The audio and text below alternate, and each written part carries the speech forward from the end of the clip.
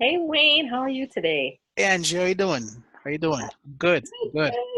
How about I, you? I mean, I don't know about you, but I like to talk about saving taxes. And there are a lot of strategies that I think are out there that we want the people to know. What do you think? Goes without saying. I mean, who doesn't want to save on taxes? If you don't want to save on taxes, then something's wrong with you. Maybe you're from Mars or something. Of course, they may not have taxes in Mars, so it doesn't matter. But Right. yeah, absolutely. But you know what? I came up to me the other day. I was reading some articles and things, and I came across this executive bonus arrangement that Mhm. small business owners can implement in their business. So I wanted to know a little bit more about that. Do you know? Yeah, I know a little bit. I know a little bit about a little bit of it. I could talk to it a little bit. Yeah, I'm going to ask you some questions. Maybe you can just Sure, enlighten sure, us. sure, sure, sure, sure. Absolutely. Because, we, as small business owners, I didn't think, we could consider ourselves like an executive. It sounds so fancy and things that, big corporations do for their VPs, their C suites. Can we Uh, really take advantage of this? Of course, of course. Executive, executive, whatever. Who knows? It's the same thing. It doesn't just a name. It doesn't really mean much in the real world. It's just a name that the insurance companies give to these products. But I wouldn't worry about that too much. We can certainly take advantage of that. We can certainly show small businesses how to take advantage of that to the fullest, for sure. Okay, well, I know not only are you a genius CPA, but I understand that you're an insurance producer And and that you can really tell us the kinds of products, more about the products eventually if we think that this fits us. I mean, you give me too much credit, but I'll take it nonetheless. But Right, yeah, right. absolutely. Well, let's talk about it. I mean, what questions do you have for me? Yes, I was thinking first of all, what is it? What is an executive bonus arrangement? Well, an executive bonus arrangement that gives the key executives or key management folks in the company a way to uh, actually shows that we appreciate them. Really, that's really what it is. We're giving them this bonus to purchase an insurance product, essentially, that they can use to better their lives and the lives of their offsprings. Pretty much And what it is. what kind of product is used for this? Typically an index universal life product, Oh, IUL. okay, So it's good. indexed to the Standard and Poor's 500, S&P 500. So I don't want to go into those details, but it's an index product. It's not You're not in the market, but you benefit from the market. Got it, got So it. Okay, so we can learn more about an IUL later on. yeah, sure. But as far as the bonus goes, Mhm. as an employer, obviously I'm trying to retain these employees, but what other kinds of benefits are there for me as a small business owner to For have you, this kind of product offered to my employees?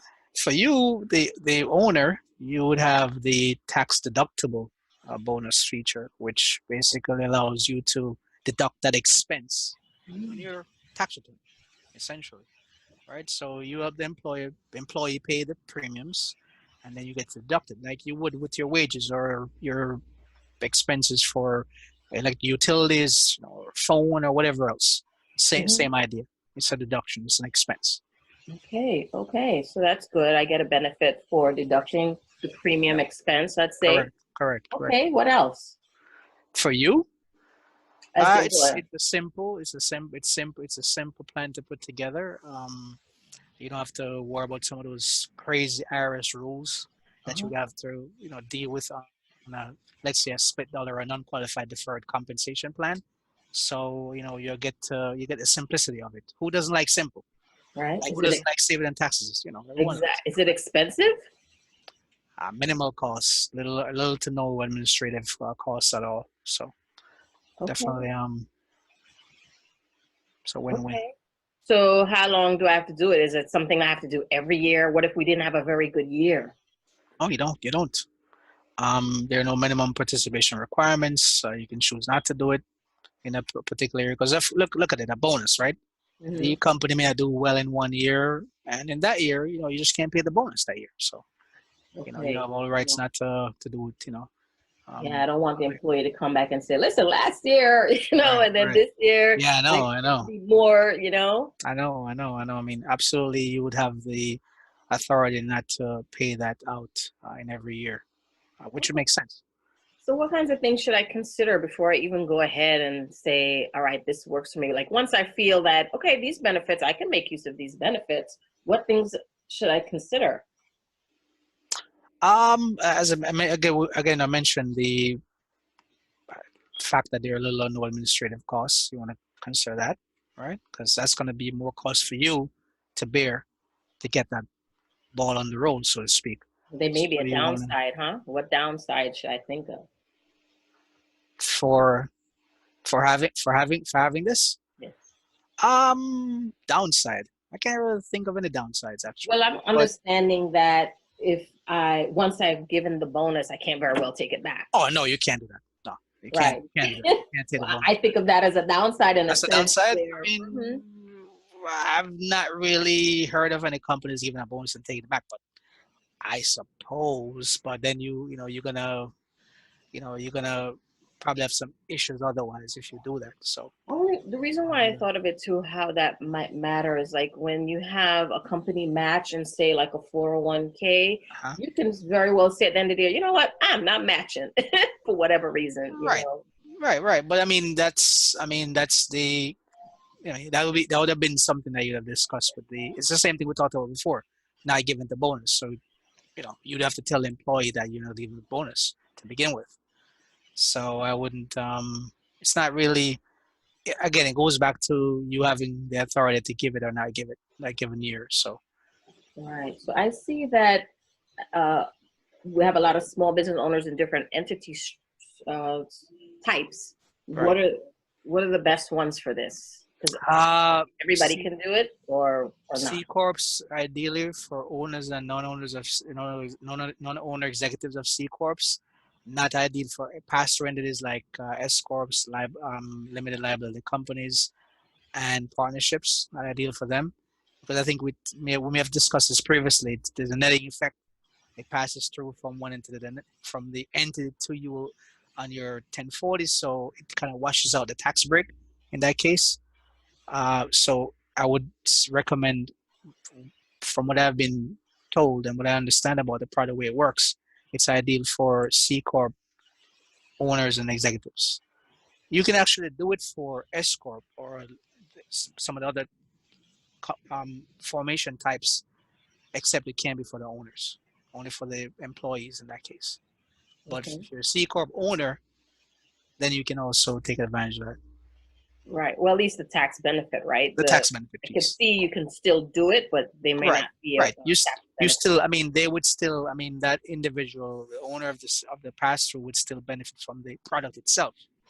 But the tax deductible, the feature of it, you still get a deduction. But as I said before, when it passes through to you on your W-2, because there are W-2 implications here. So when Got you it. get that payout on your W-2, you have to report it that or pay tax on that. So it kind of nets out, the deduction you have gotten as the pass through in the first place. Okay, Wayne. So I see maybe I'm an employee and I'm a key executive. Why should that be good for me? Somebody wants to hire me and offer me an executive plan bonus. How is this good for me? Well, I mean, a couple of things. So you get a tax-free death benefit, right? So you get to supplement your retirement income, right?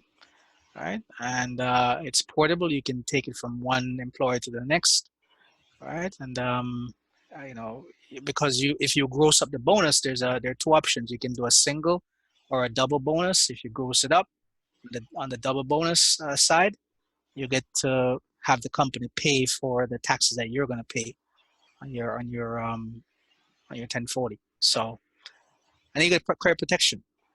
So it's a pretty robust product. Mhm. You know. So if I'm going to say yes to this from my employer, hmm what else should I consider? Uh, um, Executive bonus must recognize the bonus payments as taxable income, right? The executives, Hmm. and unless there's additional planning done, you have to consider your estate, the executive's estate. There Okay. may be estate tax implications. And we can talk a little bit more of that once the client decides to move forward. And if an executive separates from service, he or she may have to pay in the future premiums on the policy. Otherwise, it may lapse.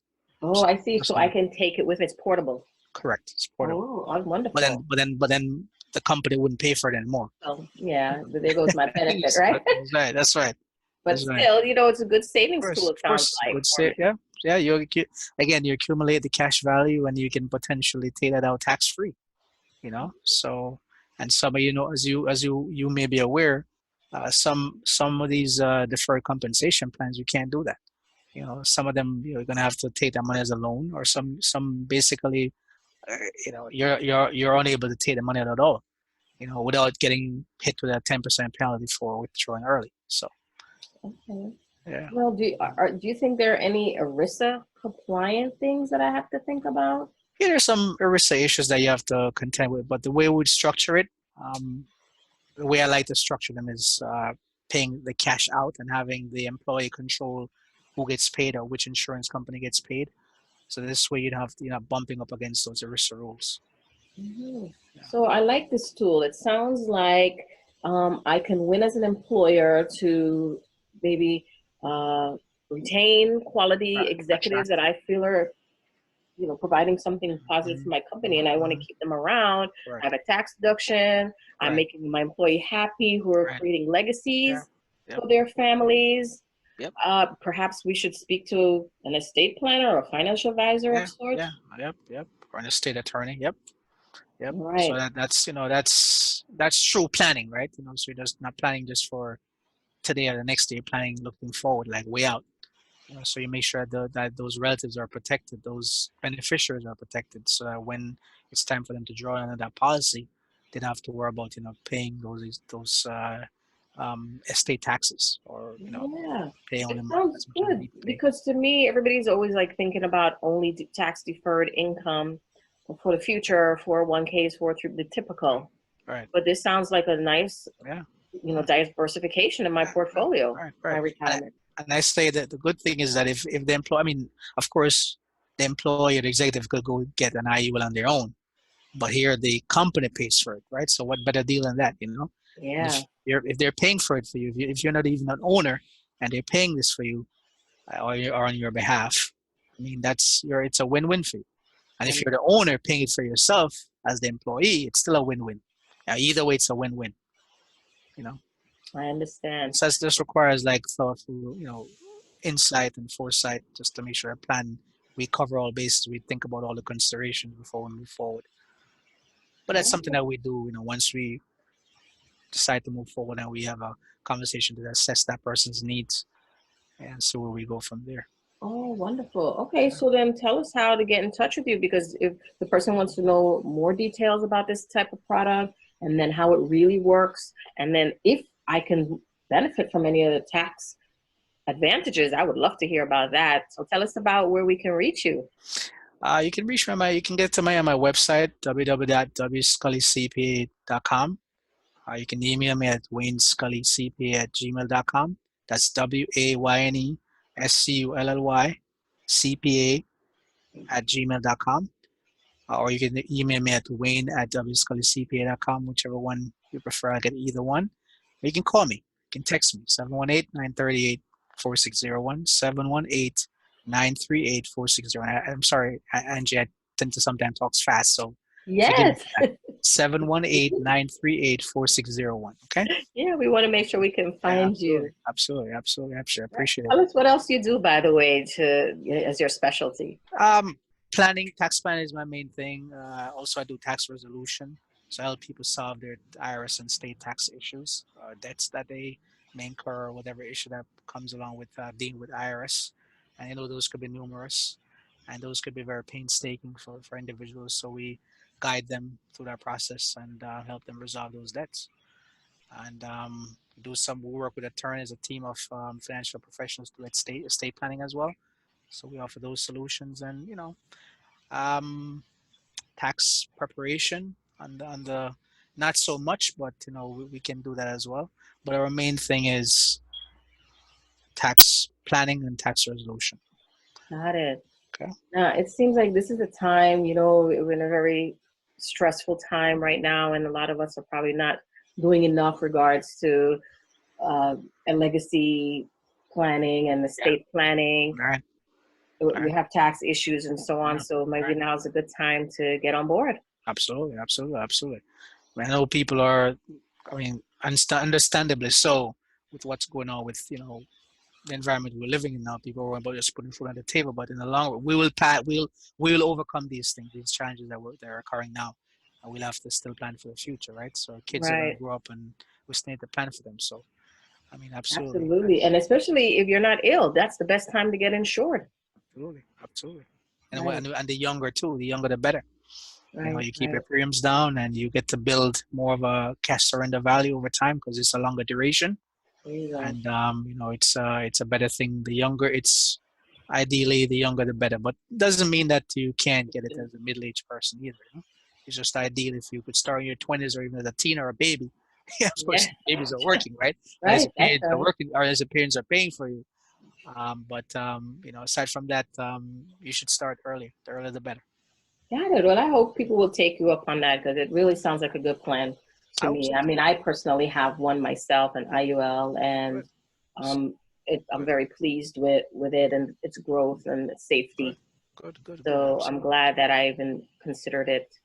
But thank you so much. I hope you're keeping safe and you will continue to be safe, Oh, my same friend. to you. Same to you, Angie. I appreciate it. Thanks a lot.